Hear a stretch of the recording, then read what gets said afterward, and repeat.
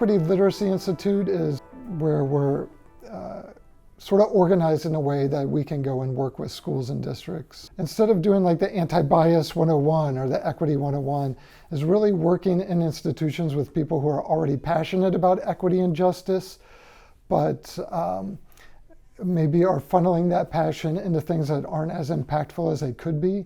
So how do we get people who are already really passionate investing their energy in things that we know are going to make big impacts, anti-racist impacts, anti-heterosexist impacts, that sort of thing.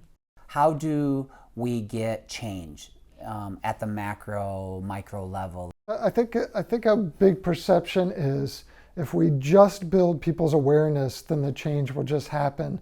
But of course, I think any of us who have been in systems know that that's actually not true, that just awareness, you actually have to do the change work. So I think about that people have to be prepared with the knowledge and skills, not just the understanding of the change that needs to be happen, but how to put it into practice, how to move people ideologically so that they will get on board with it, and how to hold people accountable to it, and that sort of thing. The other thing that comes up a lot, that I deal with a lot in the work that I do in terms of change, is that there's often this notion among school leaders that they have to wait until everybody in their school is on board before they can create change.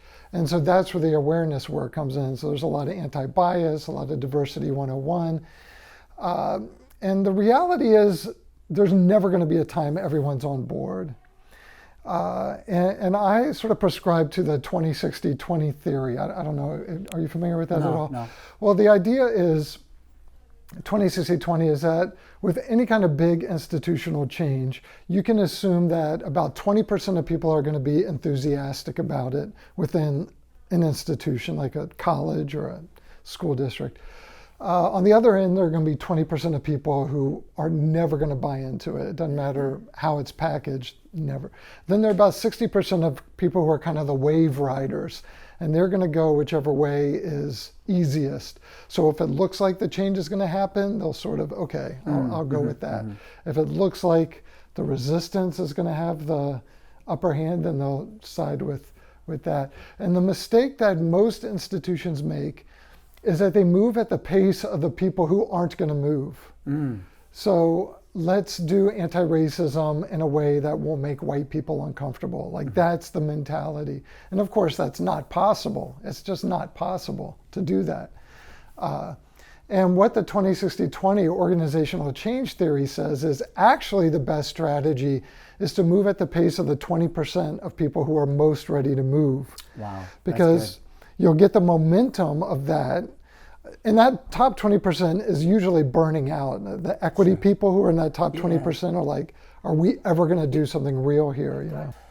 Paul, what advice would you give to a young, graduate student who aspires to become a professor? I think if I have options for where to go, I think the important thing is, do I have a sense that I'll be supported here doing this? And I would ask questions in the interview. I would find other people on that campus who are doing similar work and ask them to what extent are they supported in the work that they do, and to what extent are they being shushed.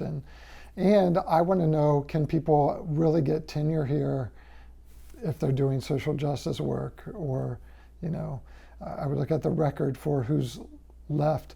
I mean, there are universities that have these reputations for equity and justice that have like a constant exodus of faculty of color, including some of the institutions I've worked with. And that seems counterintuitive, but pretty crazy, right? Like outwardly facing these radical spaces of equity and diversity, but then they don't retain their same people. That's very sad and troubling for sure. Right. So I would look at that. And sometimes it's the most prestigious institutions that are doing the most harm, in that sense.